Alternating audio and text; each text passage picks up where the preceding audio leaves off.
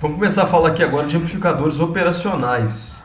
Na verdade, amplificadores operacionais é um tipo de componente eletrônico bastante utilizado na tecnologia de forma geral. Celulares, qualquer dispositivo eletrônico com certeza passa por um amplificador operacional.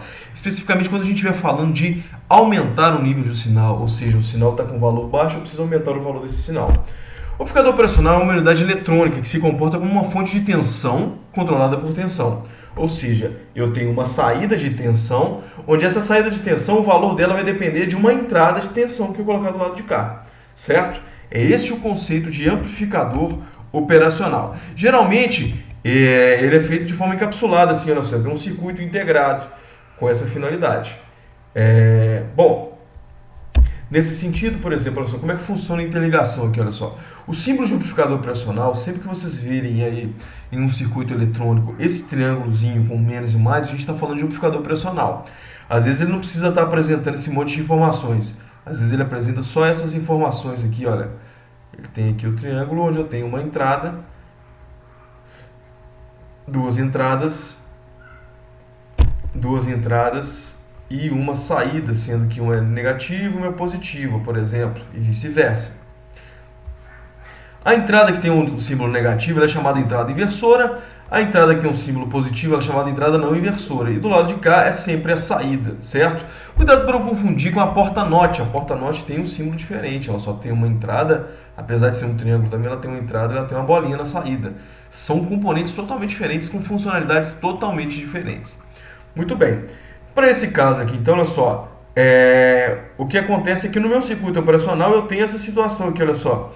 Então, o que acontece aqui? A entrada inversora, por exemplo, seria o pino 2. A entrada não inversora seria o pino 3.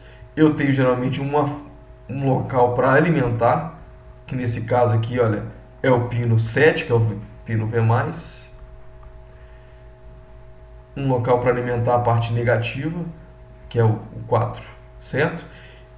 A saída minha, que é o pino 6. E nós temos ainda aqui, olha só, esse pino 1 e 5 chamado pino de balanceamento. Por enquanto a gente não vai falar a respeito disso, mas ele é feito para fazer algum ajuste de tensão.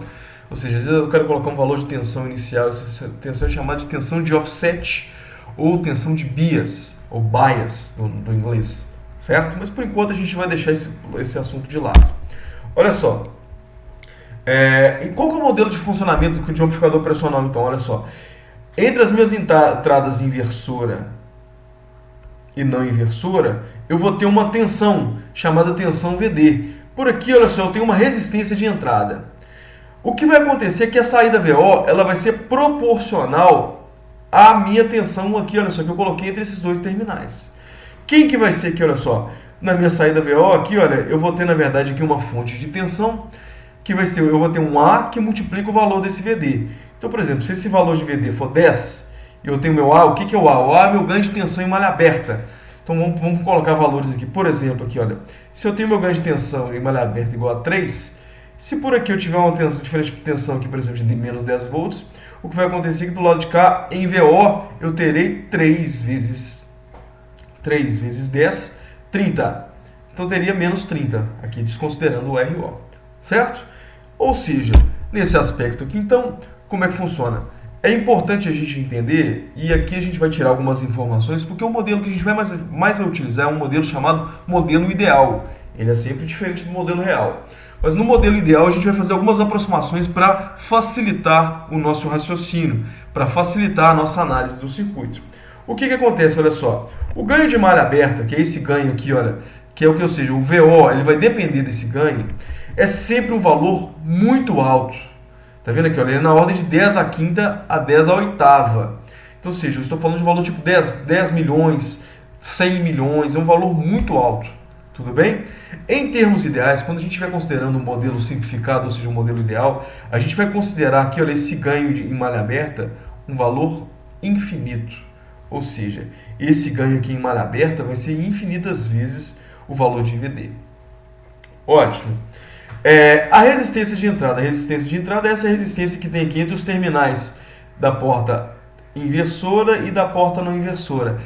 Essa resistência de entrada é sempre valores muito altos também, que é de 10 à quinta, 10 elevado a 13, certo? Ou seja, a gente também vai considerar que ele é um resistor de resistência infinita. E essa resistência de saída, o que acontece é o seguinte, olha só, os valores reais são valores geralmente muito baixos, de 10 ohms a 100 ohms, se a gente comparar com os demais resistores que a gente tem no circuito. Para esses casos aqui, então, olha só, a gente vai sempre considerar os valores de RO, aqui, olha, igual a 0 ohms, ou seja, seria como se eu tivesse um curto-circuito. Porque isso aqui vai simplificar para a gente aqui, então, olha, que essa resistência aqui não interfere no circuito. Logo, quem que vai ser VO? VO, nesse caso aqui, quando eu estiver falando de um modelo ideal, vai ser basicamente A vezes VD. Sendo que VD, quem que é VD? É a diferença do meu V1 menos V2.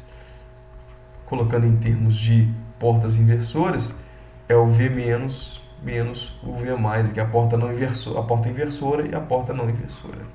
Muito bem.